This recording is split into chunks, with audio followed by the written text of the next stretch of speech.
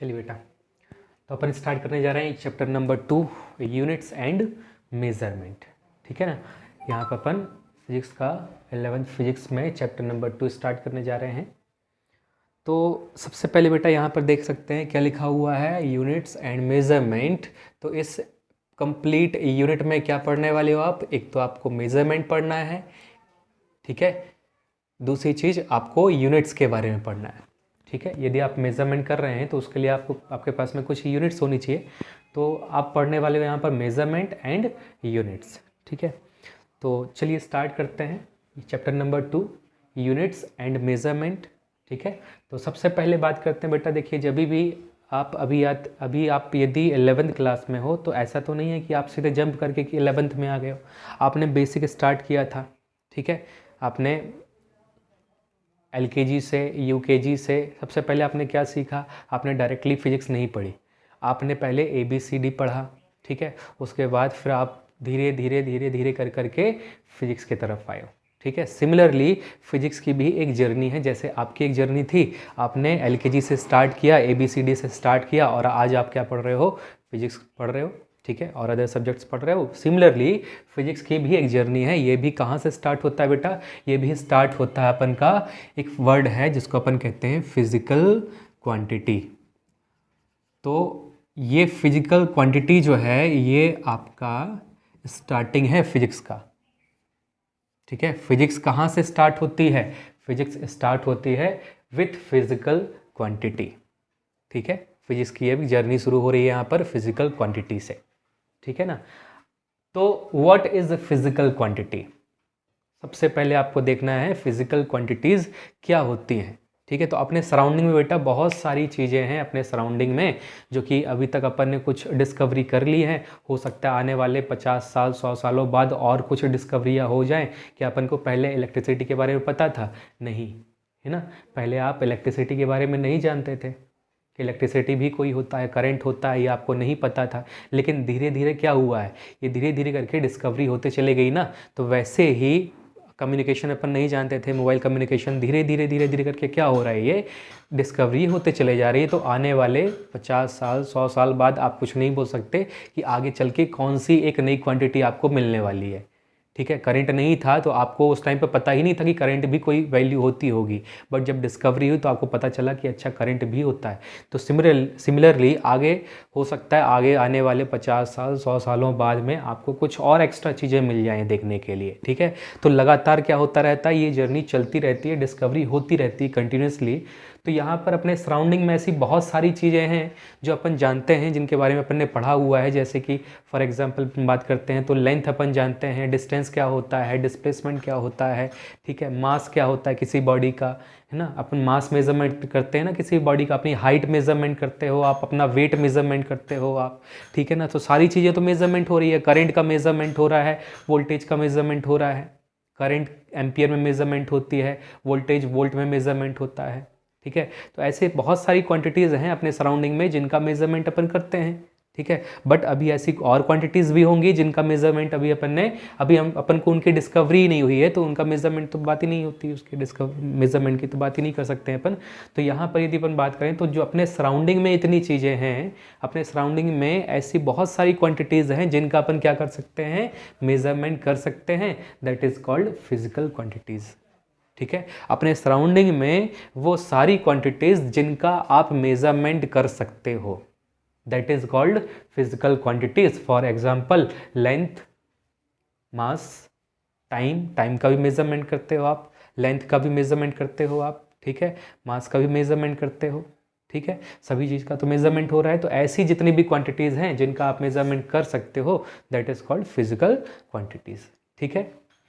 चलिए अब बात करते हैं फिजिकल क्वांटिटीज़ के नंबर की। तो कितने, यदि मैं आपको बोलूं कि फिजिकल क्वांटिटीज़ के नंबर्स कितने हैं, तो बेटा आप नहीं बता सकते। इसके अनलिमिटेड नंबर्स यहाँ पर देखने के लिए मिल जाएंगे या फिर इनफाइनाइट नंबर देखने के लिए मिल जाएंगे। अभी आपने LKG से स्टार्ट किया, UKG, फिर first class, second class, third class. तो यहाँ पर धीरे धीरे करके आप एक नई क्वांटिटीज़ को इंट्रोड्यूस करते जा रहे हो। जैसे कि 10th क्लास में अभी आपने क्या पढ़ा, 10th तक अपने 9th में स्पीड पढ़ी, 9th क्लास में अपने स्पीड पढ़ा, वेलोसिटी पढ़ी, ठीक है, एक्सेलरेशन पढ़ा। बट क्या आपने लाइट के बारे में रिफ्लेक्शन पढ़ा था 9th क्लास में? क्या आपने रिफ्रैक्शन पढ़ा था 9th में? नहीं। वो कहाँ पर आपने पढ़ा?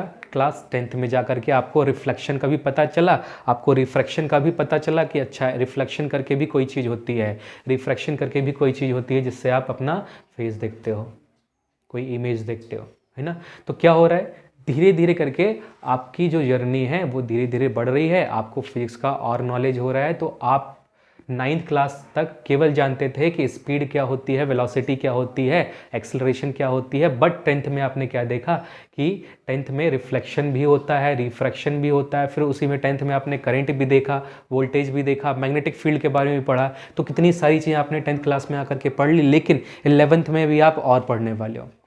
तो 11th में भी अभी अपने पास में बहुत सारी नई नई क्वांटिटीज़ आने वाली हैं जो आपने अभी तक नहीं सुनी है, ठीक है। फिर आप 12th में जाओगे तो 12th में आप वो क्वांटिटीज़ पढ़ोगे जो आपने 11th तक नहीं पढ़ी।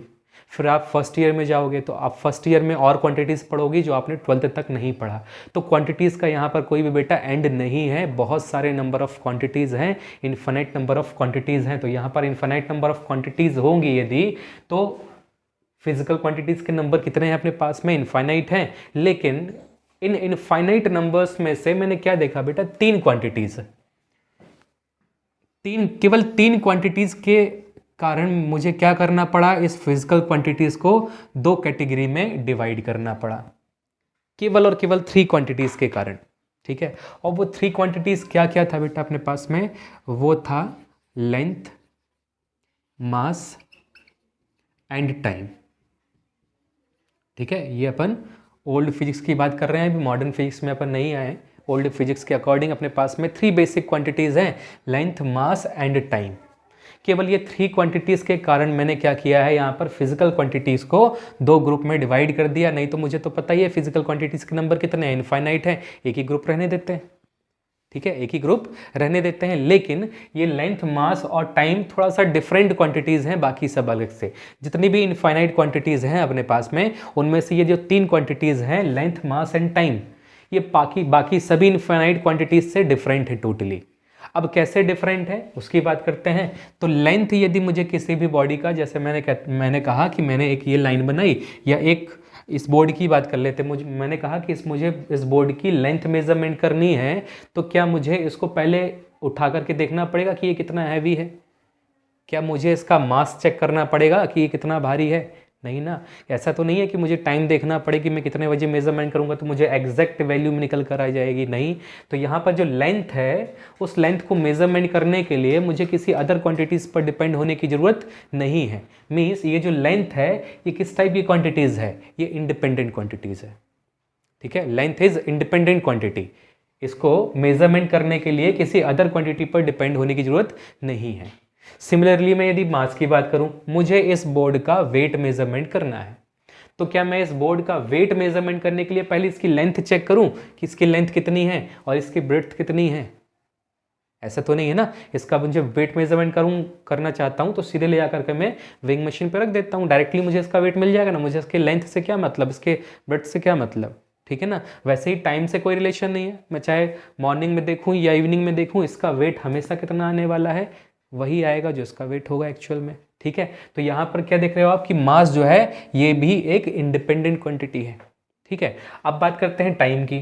तो टाइम भी देख लो आप, एक छोटी वॉच और एक बड़ी वॉच, दोनों में तो टाइम सेम ही होता है। आप रिस्ट वॉच की बात कर लो या वॉल क्लॉक की बात कर लो, दोनों में टाइम कैसा दिखता है आपको? सेम ही तो दिखता है, ठीक है। बट साइज़ की बात करें और मास की बात करें तो अलग अलग है ना। मास तो अलग है, आप जो हाथ में पहनते हो घड़ी, उसका मास अलग है, ठीक है। अपन जो घर में लगाते हैं इसका मास अलग है, ठीक है। मास दोनों का अलग है, साइज दोनों का अलग है, लेकिन उसके बाद भी टाइम कैसा है? दोनों में सेम ही तो दिख रहा है आपको। तो फिर इसका मतलब यह है कि टाइम भी कैसी क्वांटिटी है? इंडिपेंडेंट क्वांटिटी है। ये भी किसी अदर क्वांटिटी पर डिपेंड नहीं करती है, ठीक है। बट यदि अब मैं बात करता हूँ स्पीड की, या फिर वेलोसिटी की, या फिर एक्सेलरेशन की, या फिर फोर्स की, या फिर वर्क डन की, या फिर पावर की, ठीक है, एटसेट्रा, बहुत सारी क्वांटिटीज़ हो सकती है। इनफाइनाइट क्वांटिटीज़ हैं यहाँ पर, ठीक है ना, इनफाइनाइट क्वांटिटीज़। तो मैंने कुछ ही लिखे हैं यहाँ पर। बट यहाँ पर फिक्स है, अभी फिलहाल यहाँ पर फिक्स है कि यहाँ पर कितनी क्वांटिटीज़ हैं, 3। बाकी सारी क्वांटिटीज़ मैंने यहाँ पर ले ली। अब यहाँ पर चेक करते हैं कि स्पीड क्या होता है। तो स्पीड इज इक्वल टू क्या होता है बेटा, स्पीड इक्वल टू होता है डिस्टेंस अपॉन टाइम, जो कि आप पढ़ चुके हो क्लास 9th में। ठीक है, speed equal to distance upon time. तो क्या देख सकते हो यहाँ पर कि यदि मुझे स्पीड मेजरमेंट करनी है तो स्पीड को आप डायरेक्ट मेजरमेंट नहीं कर सकते, आपके पास क्या होना चाहिए, डिस्टेंस, और आपके पास क्या होना चाहिए, टाइम होना चाहिए। ठीक है, जब तक आपके पास डिस्टेंस और टाइम नहीं होगा आप स्पीड को कैलकुलेट नहीं कर सकते। तो स्पीड किस पर डिपेंड कर रहा है, 2 क्वांटिटीज पर, time and distance. What is distance, distance is length, distance is length. ठीक है, तो यदि अपन बात करें लेंथ और टाइम नहीं होगा तो स्पीड भी नहीं होगी। और लेंथ और टाइम कौन सी क्वांटिटीज है, इंडिपेंडेंट क्वांटिटीज है, जिनको अपन कहते हैं, इस ग्रुप का नाम अपन ने रखा है फंडामेंटल क्वांटिटीज। इस ग्रुप में जितनी भी क्वांटिटीज आएंगी वो सारी क्वांटिटीज क्या कहलाएंगी, फंडामेंटल क्वांटिटीज कहलाएंगी। ठीक है, ये हो गया अपना फंडामेंटल क्वांटिटीज। ये जो फर्स्ट ग्रुप है आपका फिजिकल क्वांटिटी का फर्स्ट टाइप है, that is fundamental quantities which are independent. Fundamental की आपको ये डेफिनेशन देनी है तो आप क्या कहोगे, those quantities which are independent is called fundamental quantity. ठीक है, तो ये फंडामेंटल क्वांटिटी की डेफिनेशन हो जाती है विच आर इंडिपेंडेंट। ठीक है, या फिर बोल सकते हो सिंपल सा आप बोल सकते हो length, mass and time is called fundamental quantities.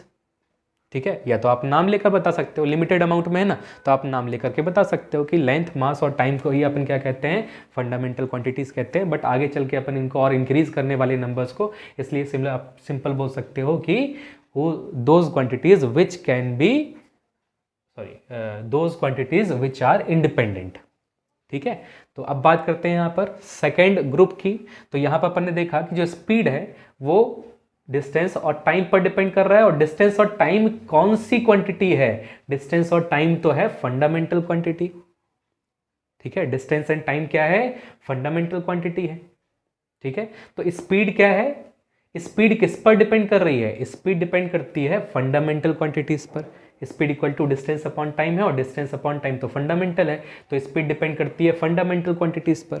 तो ये इंडिपेंडेंट नहीं है, यहां पर अपन ने क्या कहा, which are independent, those quantities which are independent. But यहां पर क्या कहोगे, those quantities which are depend on fundamental, because speed किस पर डिपेंड कर रही है, फंडामेंटल पर डिपेंड कर रही है ना। तो क्या कहोगे यहां पर, those quantities which are depend on fundamental quantities are called derived quantity.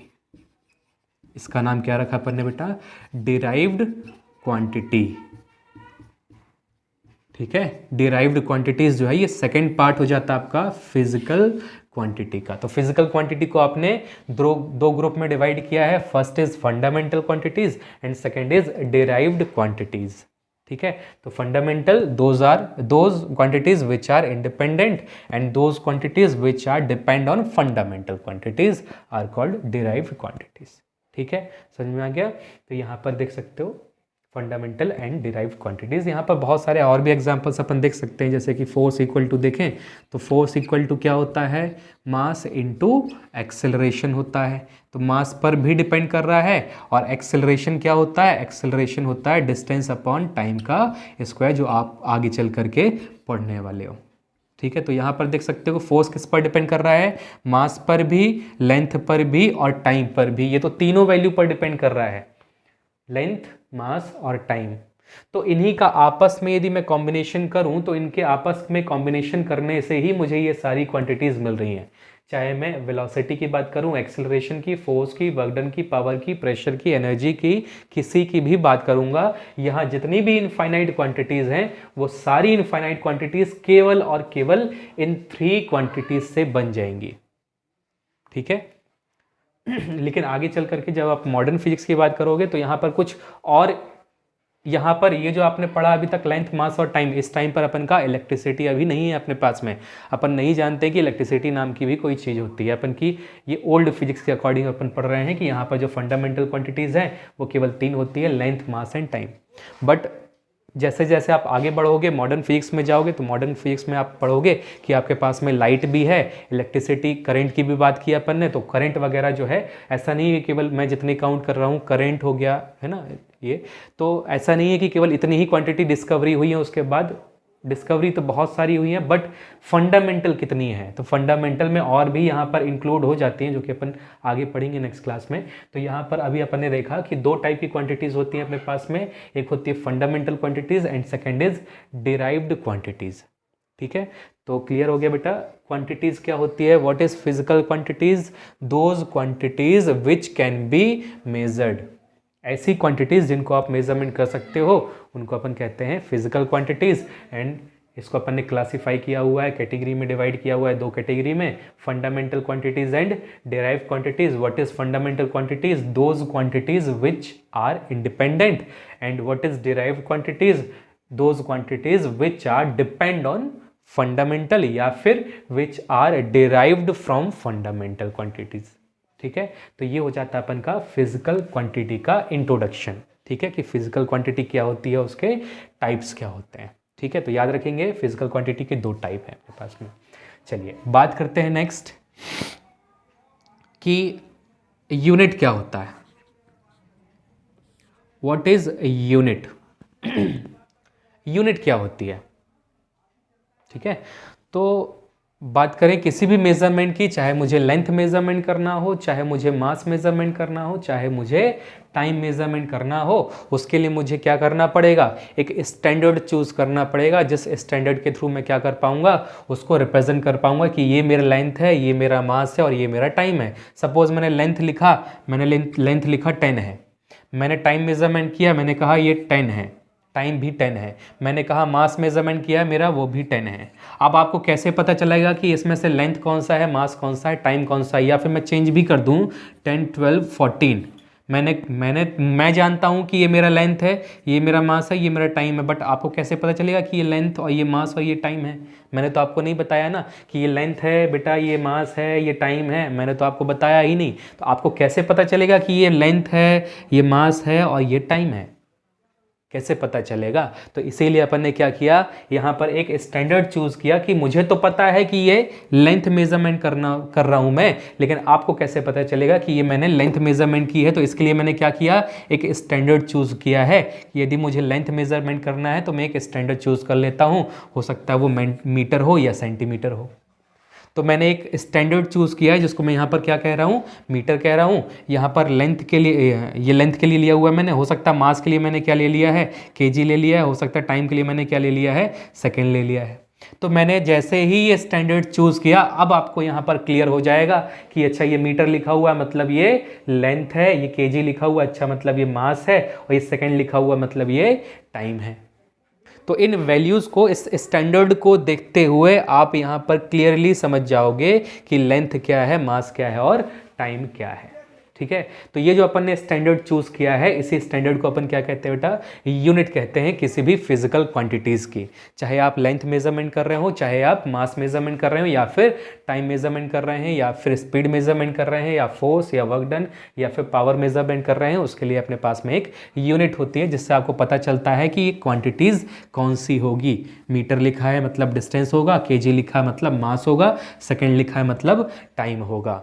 ठीक है, अब बात आ जाती है फिर से वही बेटा कि यदि अपने पास में केवल और केवल 3 क्वांटिटीज़ हैं तो आपको यहाँ पर ये जो इनफाइनाइट क्वांटिटीज़ के नंबर देखने मिल रहे हैं, ये इनफाइनाइट क्वांटिटीज़ आप निकाल सकते हो केवल और केवल इन 3 क्वांटिटीज़ के बेस पर डिराइव कर सकते हो। यदि आपके पास में डिस्टेंस और टाइम है तो आप किसको डिराइव कर लोगे, स्पीड को डिराइव कर लोगे। अलग से मेजरमेंट करने की जरूरत नहीं पड़ेगी आपको कि अपन को अलग से स्पीड मेजरमेंट करना पड़े। तो स्पीड आपको कैलकुलेट हो जाएगा डिस्टेंस और टाइम से। मतलब यदि अपने पास में ये 3 वैल्यू है तो अपन को किसी की जरूरत नहीं है, स्पीड निकालना है निकाल लो, फोर्स निकालना है निकाल लो, वर्क डन निकालना है निकाल लो, पावर निकालना है निकाल लो, सब कुछ निकल जाएगा केवल और केवल इन 3 क्वांटिटीज के बेस पर। सिमिलरली यदि मैंने कहा कि मैंने फिक्स कर दिया लेंथ के लिए यूनिट मीटर, मैंने कहा लेंथ के लिए मैंने मीटर फिक्स कर दिया, मास के लिए मैंने केजी फिक्स कर दिया और टाइम के लिए मैंने फिक्स कर दिया है सेकेंड। ठीक है, ये यूनिट मैंने फिक्स कर दी। ये मैंने यूनिट फिक्स कर दी लेंथ, मास और टाइम के लिए। तो अब यदि मैं कहूँ कि मुझे स्पीड की यूनिट चाहिए तो क्या मुझे अलग से यूनिट बनानी पड़ेगी? नहीं। यहाँ पर देख सकते हैं speed equal to distance upon time होता है, और डिस्टेंस की यूनिट तो मैंने फिक्स कर दी ना। डिस्टेंस की यूनिट क्या होती है? मीटर होती है, और टाइम की यूनिट क्या होती है? सेकेंड होती है। तो किसकी यूनिट निकाल ली मैंने? स्पीड की यूनिट निकाल ली ना। स्पीड की यूनिट क्या आ गई मेरे पास में? मीटर पर सेकेंड आ गई। तो क्या मुझे अलग से स्पीड की यूनिट बनानी पड़ी?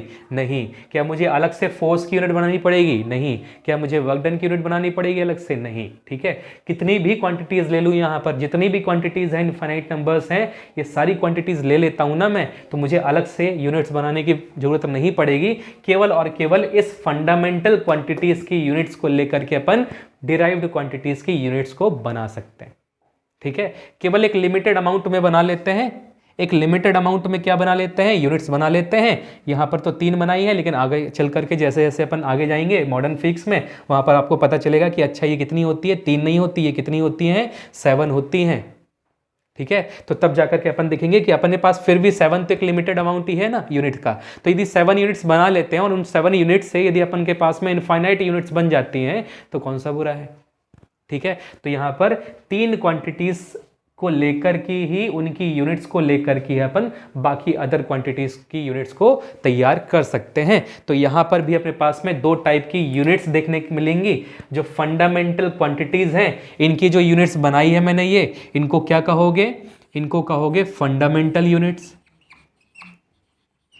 Because it is the units of fundamental quantities. ठीक है, तो first type of unit is fundamental units. Definition वही रहेगी कि units of length, mass and time is called fundamental unit. आप जानते हैं कि फंडामेंटल में 3 क्वांटिटीज हैं, लेंथ, मास और टाइम। तो क्या बताओगे आप कि unit of length, mass and time is fundamental units. ठीक है, तो ये तो फर्स्ट टाइप हो गया। Second type is derived unit. Derived unit. What is derived unit? What is derived unit? Similarly वैसे ही जैसे आपने यहां पर डिराइव्ड क्वांटिटीज को बताया था, which are derived from fundamental, similarly यहां पर भी क्या होगा? Derived units are derived from fundamental units. ठीक है, तो डिराइव्ड यूनिट्स क्या होती हैं? जिनको आप फंडामेंटल यूनिट्स से डिराइव करते हो। ठीक है, तो ये क्या हो जाती है आपके पास में? 2 टाइप की यूनिट्स हो जाती हैं, fundamental unit and derived unit. ठीक है, क्लियर हो गया होगा बेटा? चलिए इतना ये नोट कर लीजिए पहले, फिर आगे देखते हैं। हो गया बेटा? चलिए आगे चलते हैं बेटा। तो ये तो देखा आपने अभी यूनिट और फिजिकल क्वांटिटीज़। ठीक है, अब बात करें तो यहाँ पर कितनी फिजिकल क्वांटिटीज़ होनी चाहिए? केवल और केवल अपने पास में 3 यूनिट्स कितनी होनी चाहिए? केवल 3 होनी चाहिए। ठीक है, अभी अपन ओल्ड फिजिक्स में चल रहे हैं, अभी अपन को नहीं पता कि करंट है, अभी अपन को नहीं पता कि लाइट है। ठीक है, अभी अपन को नहीं पता कि टेम्परेचर भी कोई चीज़ है। ठीक है, ये कुछ नहीं जानते हैं अभी अपन। तो चलते हैं और बात करते हैं नेक्स्ट टॉपिक की। ठीक, जो कि है system of unit. System of units. What is system of units? What is system? What is system? System को किसको कहते हैं अपन? सिस्टम मतलब क्या? सिस्टम मतलब collection of objects, collection of units. ठीक है, कलेक्शन ऑफ पार्टीज। ठीक है, बहुत सारे कलेक्शन मतलब सिस्टम। ठीक है, अपना सिस्टम आप घर में यूज़ करते हैं। सिस्टम किसको कहते हैं घर में? आपके पास में पीसी है। ठीक है, पीसी के साथ में क्या क्या लगा हुआ है? बहुत सारी चीज़ें। देखिए, मॉनिटर भी है, सीपीयू भी है, कीबोर्ड भी है, माउस भी है। ये सारे ऑब्जेक्ट्स का कलेक्शन ही क्या कहलाता है? आपका सिस्टम कहलाता है। आपके पास सिस्टम है मीन्स आपके पास एक कंप्यूटर सेट है पूरा। ठीक है, तो कलेक्शन मीन्स सिस्टम। तो system of units means collection of units. ठीक है, कलेक्शन ऑफ यूनिट्स। अपने पास में यूनिट्स का एक कलेक्शन है जिसको अपन कहते हैं सिस्टम ऑफ यूनिट्स। लेकिन अभी अपन ने क्या देखा? अपने पास तो केवल 3 यूनिट्स है ना, मास, लेंथ और टाइम के लिए। मास, लेंथ और टाइम के लिए। ठीक है, first fundamental mass, second fundamental length, second fundamental time. ठीक है, केवल 3 फंडामेंटल क्वांटिटीज देखी अभी अपन ने, मास, लेंथ एंड टाइम। तो अभी जो अपन ने पढ़ा यूनिट्स के बारे में कि अपन ने एक स्टैंडर्ड चूज किया है किसी भी क्वांटिटीज के मेजरमेंट के लिए। तो सबसे पहला जो स्टैंडर्ड चूज किया ना अपन ने मास, लेंथ और टाइम के लिए, वो था अपना एफपीएस सिस्टम। इस सिस्टम में अपन ने क्या किया, इस सिस्टम में अपन ने मास के लिए क्या चूज किया है, मास के लिए अपन ने चूज किया यहां पर क्या, FPS means foot pound second. पहले ऑर्डर के अकॉर्डिंग लिख लेते हैं, ज़्यादा है तो सबसे पहले लिख लेते हैं length, then mass and time. तो यहाँ पर अपन ने क्या चूज़ किया है स्टैंडर्ड में, यूनिट्स में, लेंथ में अपन ने चूज़ किया फुट या फीट जिसको अपन कहते हैं, ठीक है। 1 फीट इक्वल टू क्या होता है, 12 इंचेस होता है, ठीक है। तो 1 फीट अपन ने यूज़ किया है लेंथ के रिप्रेजेंटेशन के लिए कि यदि अपन को लेंथ मेजरमेंट करना है तो किससे करोगे आप, फीट से या फुट से करोगे। यहाँ पर बात करें मास की, तो मास के लिए क्या यूज़ करना है आपको, पाउंड। मास के लिए क्या यूज़ किया अपन ने, पाउंड यूज़ किया। एंड टाइम के लिए क्या यूज़ करोगे आप, सेकेंड। तो पहला जो सिस्टम अपन ने तैयार किया हुआ है फंडामेंटल क्वांटिटीज के मेजरमेंट के लिए, यूनिट जो तैयार की हुई है वो है अपना एफपीएस सिस्टम, जिस सिस्टम में अपन लेंथ को मेजरमेंट करते हैं फीट में, मास को मेजरमेंट करते हैं पाउंड में और टाइम के मेजरमेंट करते हैं सेकेंड में, ठीक है। क्लियर हो गया। लेकिन देखिए बेटा अब यहां पर एक थोड़ी सी डिफिकल्टी क्या आ गई कि फीट क्या होता है। फीट तो 1 फीट मतलब बहुत बड़ा डिस्टेंस होता है, 1 फीट बहुत ही बड़ा डिस्टेंस होता है। 12 इंचेस मिला करके 1 फीट बनता है। मतलब अपने पास में जो आपके पास स्केल होता है, एक जो स्केल होता है अपने पास में 30 सेंटीमीटर वाला बड़ा स्केल जो आप लेते हैं, और आपके पास नॉर्मली 15 सेंटीमीटर का भी एक स्केल होता है, ठीक है। जो छोटा यूज़ होता है अपन का वो होता है 15 सेंटीमीटर। 15 सेंटीमीटर में कितने होते हैं बेटा, 6 इंचेस होते हैं वहाँ पर। और जो 30 सेंटीमीटर वाला स्केल होता है उसमें कितने इंचेस होते हैं, कंप्लीट 12 इंचेस होता है।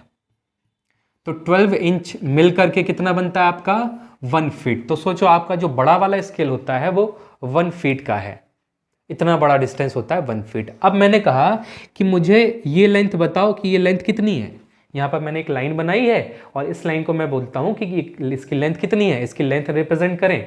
तो यहाँ पर इस सिस्टम के अकॉर्डिंग देखो, मुझे पता है कि 1 फीट तो इतना बड़ा है, ठीक है। मैंने कहा कि 1 फीट इतना बड़ा डिस्टेंस है, तो 1 फीट का आधा कर दो ये डिस्टेंस, ये क्या होगा आपका 0.5 फीट होगा। इसका भी आधा कर दो, क्या बन जाएगा 0.25 फीट। अभी भी देखो ये डिस्टेंस इस डिस्टेंस से तो बड़ा है, मतलब इस डिस्टेंस को यदि मैं फीट में रिप्रेजेंट करने जाऊं तो ये लगभग मेरा हो सकता है या तो 0.1 आए या तो 0.05 भी आ सकता था यदि मैंने और छोटा लेंथ ले लिया।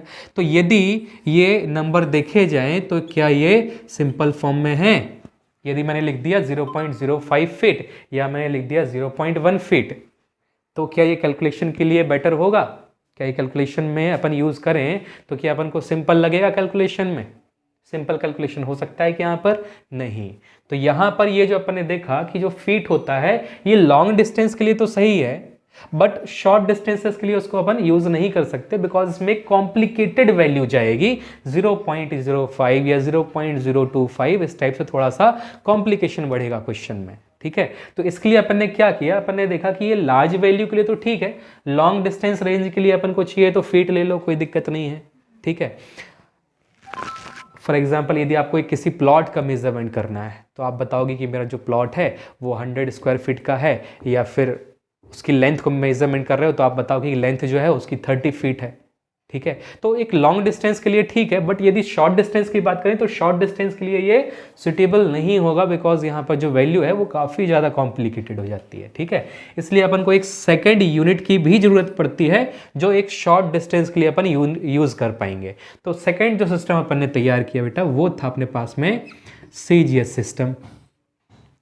और इस CGS सिस्टम में अपन ने क्या किया, इस CGS सिस्टम में अपन ने लेंथ, मास और टाइम को लेकर के यूनिट्स तैयार की। तो सबसे पहले लेंथ की जो यूनिट अपन ने तैयार की है दैट इज सेंटीमीटर, मास के लिए ग्राम एंड टाइम के लिए क्या लिया अपन ने, सेकेंड।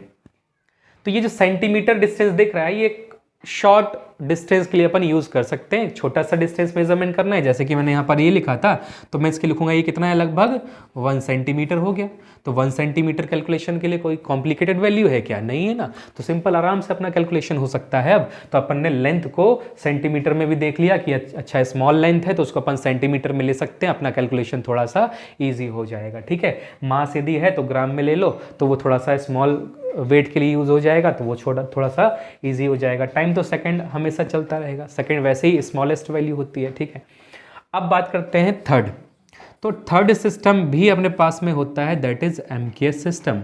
मतलब अब अपन ने क्या किया है, सीजीएस और एफपीएस के बीच का एक वैल्यू निकाली। ये शॉर्ट के लिए चला गया, ये लॉन्ग के लिए चला गया, तो इन दोनों के बीच की एक वैल्यू जो दोनों का काम कर जाए, शॉर्ट डिस्टेंस भी मेजरमेंट हो जाए और लॉन्ग डिस्टेंस भी मेजरमेंट हो जाए, इसके लिए अपन ने एक थर्ड सिस्टम बना लिया जिसको अपन ने कहा एमकेएस सिस्टम। और इस सिस्टम में अपन ने क्या किया है, इसमें अपन ने लेंथ, मास एंड टाइम के लिए 3 क्वांटिटीज बनाई है। लेंथ के लिए अपन ने क्या लिया हुआ है, मीटर। मास के लिए अपन ने क्या लिया हुआ है, केजी। और टाइम तो वही रहेगा, सेकेंड।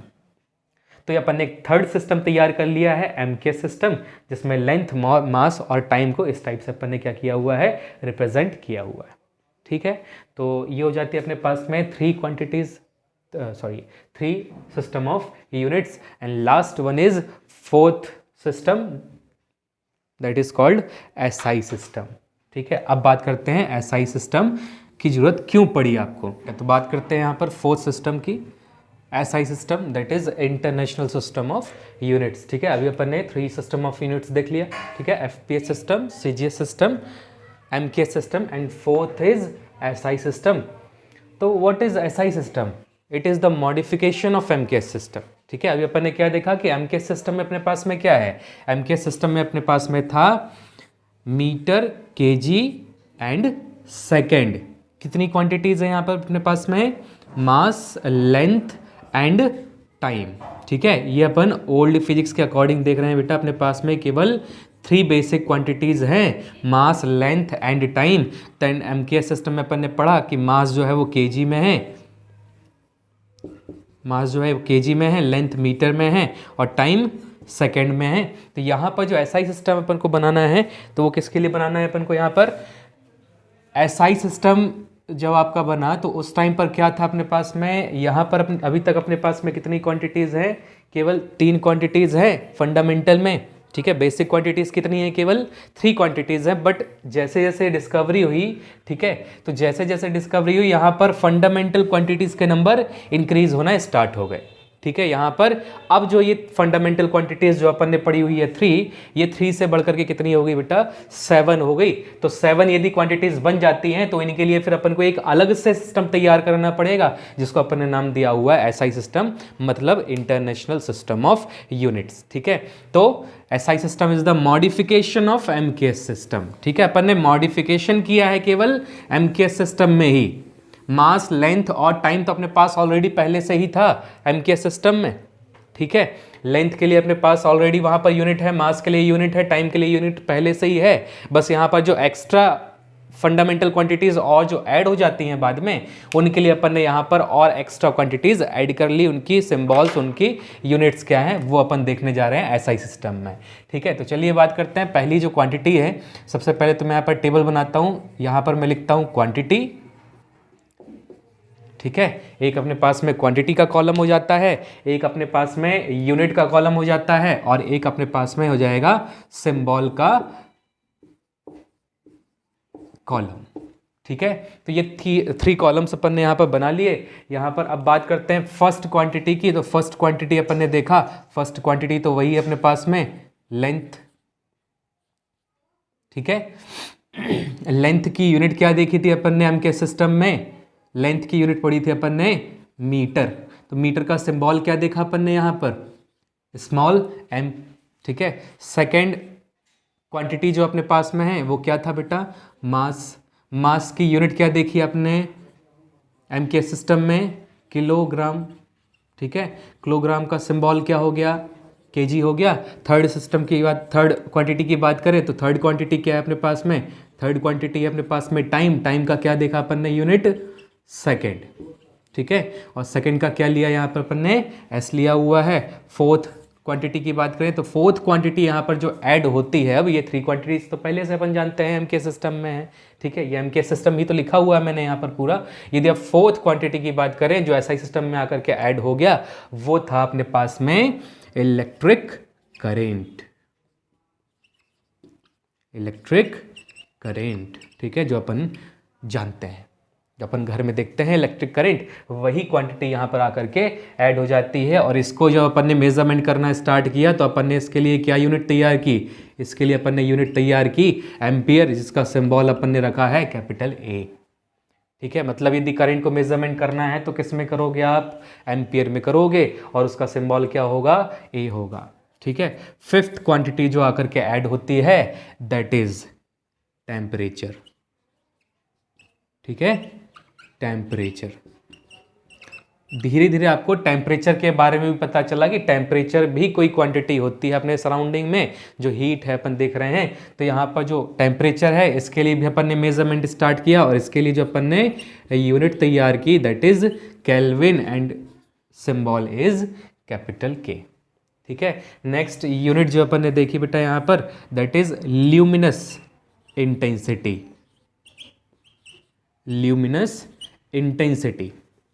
अब ल्यूमिनस वर्ड कहाँ पर सुना हुआ है आपने, ल्यूमिनस वर्ड आपने सुना होगा लाइट से रिलेटेड, ठीक है। तो ल्यूमिनस मीन्स क्या होता है, ल्यूमिनस इंटेंसिटी मतलब होती है अमाउंट ऑफ लाइट, ठीक है। ल्यूमिनस इंटेंसिटी मतलब अमाउंट ऑफ लाइट। जैसे कि आप बात करो कि अपने पास में एक छोटा बल्ब है 40 वाट का, एक 60 वाट का बल्ब है, इसमें से सबसे ज़्यादा अमाउंट ऑफ लाइट किसकी होनी चाहिए, 60 वाट की ना, तो यहाँ पर 60 वाट की ल्यूमिनस इंटेंसिटी क्या होगी, ज़्यादा होगी, ठीक है। मतलब उसका अमाउंट ऑफ लाइट क्या है, ज़्यादा है। तो अमाउंट ऑफ लाइट को अपन मेजरमेंट करते हैं किसमें, ल्यूमिनस इंटेंसिटी में, और इसको अपन कैंडेला में मेजरमेंट करते हैं, जिसका सिंबल होता है CD, ठीक है। नेक्स्ट बात करें सेवंथ लास्ट क्वांटिटी की, तो सेवंथ क्वांटिटी जो अपने पास में आ जाती है यहाँ पर that is last final quantity of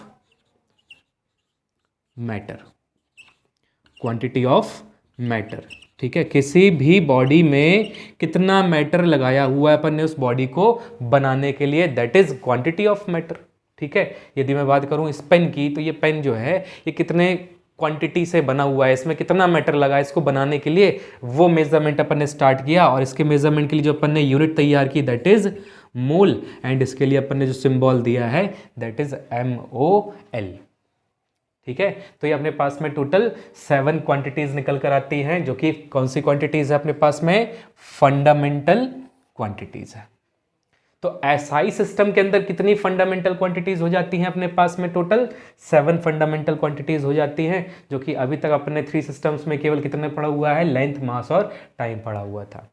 तो अब यदि मैं आपसे बात करता हूं कि कितने नंबर ऑफ फंडामेंटल क्वांटिटीज हैं अपने पास में, तो अपने पास में अब बेटा टोटल 7 फंडामेंटल क्वांटिटीज हैं अकॉर्डिंग टू एसआई सिस्टम, ठीक है। मतलब मॉडर्न फिजिक्स के अकॉर्डिंग अपने पास में कितनी होती हैं, 7 फंडामेंटल क्वांटिटीज होती हैं। लेकिन इनके अलावा भी अपने पास में 2 और क्वांटिटीज हैं जिनको आप कहते हो फंडामेंटल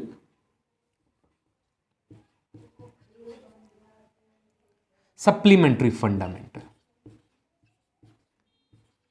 ठीक है, सप्लीमेंट्री फंडामेंटल।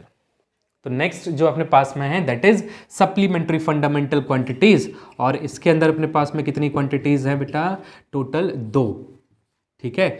इसमें फर्स्ट जो क्वांटिटी है अपने पास में दैट इज प्लेन एंगल, ठीक है। प्लेन एंगल किसको कहोगे उसको भी बात कर लेते हैं। तो प्लेन एंगल देखिए, ये मेरा जो बोर्ड लगा हुआ है ये क्या है, ये क्या है बेटा, एक प्लेन है। वाई, बिकॉज इसके पास में क्या है डायमेंशन में, लेंथ और ब्रेड्थ, ठीक है। यदि इसके पास केवल 2 डायमेंशन है, लेंथ और ब्रेड्थ, तो ये क्या होगा, 2 डायमेंशन होगा, मीन्स ये प्लेन होगा, ठीक है। तो यहाँ पर यदि प्लेन एंगल की बात करें तो प्लेन एंगल क्या होना चाहिए, ये मेरे पास में प्लेन है बोर्ड, इस पर मैंने क्या बना दिया, एक सर्कल बना दिया, इस सर्कल का मैंने एक एंगल ये कंसिडर कर लिया, इस एंगल को ही आप क्या कहोगे, प्लेन एंगल कहोगे, ठीक है। बिकॉज ये सर्कल क्या है, एक प्लेन में मैंने ड्रॉ किया हुआ है, तो ये एक प्लेन एंगल कहलाएगा। जो सर्कल पर एंगल होता है वो क्या कहलाता है, आपका प्लेन एंगल कहलाता है। ठीक है, तो इस प्लेन एंगल का भी अपन ने मेजरमेंट स्टार्ट कर दिया, और इसका जो अपन ने मेजरमेंट किया हुआ है इसके लिए जो अपन ने यूनिट बनाई हुई है दैट इज रेडियन, और इसके लिए जो सिंबल अपन ने दिया हुआ है दैट इज RAD। ठीक है, unit is radian and symbol is RAD। Clear हो गया। चलिए लास्ट सेकंड की बात करें अपन यहां पर, तो सेकंड अपने पास में आ जाता है क्या, सॉलिड एंगल।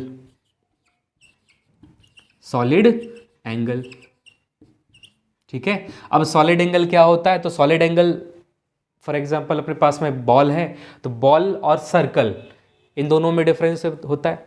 ठीक है, बॉल एक 3D सिस्टम है पूरा, ठीक है, पूरा एक 3D फिगर बना हुआ है बॉल, एंड यहाँ पर जो मैंने अभी सर्कल बनाया था उसमें तो केवल 2 डायमेंशन दिख रहा है आपको, लेंथ और ब्रेड्थ में ही तो बना हुआ है वो। ठीक है, तो ये जो सर्कल बनाया है अभी अपन ने वो क्या है, आपका 2 डायमेंशन में बन गया। बट जो बॉल होती है वो क्या होगी, 3 डायमेंशन होगी। तो जो बॉल लिया है अपन ने, उस बॉल में क्या देखा अपन ने, उस बॉल में क्या होता है, उस बॉल में होता है सरफेस। जबकि एक सर्कल में क्या होगा, सर्कल को यदि आप ओपन कर दोगे तो क्या दिखेगा, एक स्ट्रेट लाइन दिखेगी आपको। एक वायर है अपने पास में, मैं कहता हूं ये मेरे पास में एक वायर है, इसको मैं क्या कर देता हूं, बेंड करके सर्कल बना सकता हूं कि नहीं। लेकिन क्या मैं इससे स्फीयर बना सकता हूं इसको बेंड करके, नहीं। तो इससे सर्कल बना सकते हैं। तो ये जो पेन है आपका, इसमें लेंथ है, तो यदि मैंने एक सर्कल को ओपन कर दिया तो क्या मिला मुझे, एक लेंथ मिली ना। मतलब जो सर्कल होता है उसमें केवल लेंथ होती है, बट स्फीयर को यदि आप ओपन करोगे, किसी भी बॉल को यदि अपन पूरा ओपन कर देते हैं तो क्या बन जाएगा, एक सरफेस बन जाएगा। ठीक है, इसका मतलब सॉलिड एंगल में यहां पर सरफेस देखने के लिए मिलता है। तो यहां पर जो स्फीयर है, कोई भी स्फीयर अपने सेंटर पर जो एंगल बनाएगा उस एंगल को क्या कहोगे, सॉलिड एंगल कहोगे। ठीक है, एक स्फीयर अपने सेंटर पर जो एंगल बनाएगा उसको क्या कहोगे, सॉलिड एंगल कहोगे। और सॉलिड एंगल का जो मेजरमेंट के लिए अपन ने यूनिट तैयार की है उसको अपन ने नाम दिया है स्टेरेडियन, और इसका जो सिंबल अपन ने बताया है दैट इज SR। ठीक है, तो ये अपना हो जाता है total 7 fundamental quantities and 2 supplementary fundamental quantities. In supplementary fundamental quantities को मेन फंडामेंटल क्वांटिटीज से डिफरेंट इसलिए रखा हुआ है क्योंकि ये जो 2 आप क्वांटिटीज देख रहे हो, ये 2 क्वांटिटीज इंडिपेंडेंट तो हैं।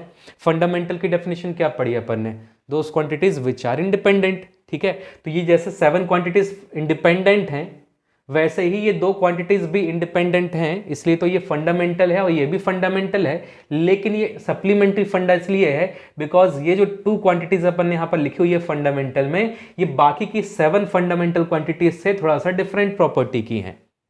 ठीक है तो ये भी फंडामेंटल, ये भी इंडिपेंडेंट है, बट ये जो 2 क्वांटिटीज हैं ये बाकी की 7 क्वांटिटीज से एक डिफरेंट प्रॉपर्टी शो करती हैं, इसलिए इनको अपन ने क्या कर दिया, एक अलग ही नाम दे दिया है, सप्लीमेंट्री फंडामेंटल क्वांटिटीज। ठीक है, चलिए तो ये क्या था अपने पास में, सिस्टम ऑफ यूनिट्स था। तो 4 सिस्टम ऑफ यूनिट्स अपन ने पढ़ लिया, FPS system, CGS system, MKS system और लास्ट इज SI सिस्टम। ठीक है, तो ये 4 सिस्टम अपन को पता होने चाहिए कि अपन ने किसी भी यूनिट का किसी भी क्वांटिटी की मेजरमेंट के लिए कितने सिस्टम बनाए हुए हैं। तो यहाँ पर जनरली जो अपन को यूज़ होता है पूरे फिजिक्स में, यहाँ पर 2 सिस्टम तो आपको लेकर चलने ही पड़ेंगे। एक SI सिस्टम जो कि एक इंटरनेशनल सिस्टम है, and second is CGS system. ठीक है, जो कि एक स्मॉलेस्ट रेंज के लिए या स्मॉल डिस्टेंस के मेजरमेंट के लिए अपन को काम में आती है। ठीक है, SI सिस्टम में मीटर तो अपने पास में है ही। ठीक है, मीटर एक लार्ज डिस्टेंस मेजरमेंट कर सकते हैं। यदि मुझे 1 किलोमीटर मेजरमेंट करना है तो 1 किलोमीटर मेजरमेंट करने के लिए क्या करोगे, 100 मीटर का 10 टाइम्स राउंड लगा लो, क्या बन जाएगा, 1 किलोमीटर बन जाएगा ना। तो मीटर से किलोमीटर आप मेजरमेंट कर सकते हो, उसके लिए अपन को अलग से किलोमीटर बनाने की जरूरत नहीं है। ठीक है, बट यदि मुझे सेंटीमीटर मेजरमेंट करना पड़ जाए तो मुझे पता है कि सेंटीमीटर तो बहुत छोटी क्वांटिटी है। यदि मैं मीटर से मेजरमेंट करने में बैठ जाता हूँ सेंटीमीटर को, तो 1 मीटर इक्वल टू कितना सेंटीमीटर होगा, 1 मीटर में कितने सेंटीमीटर, 1 मीटर इक्वल टू होता है 100 सेंटीमीटर।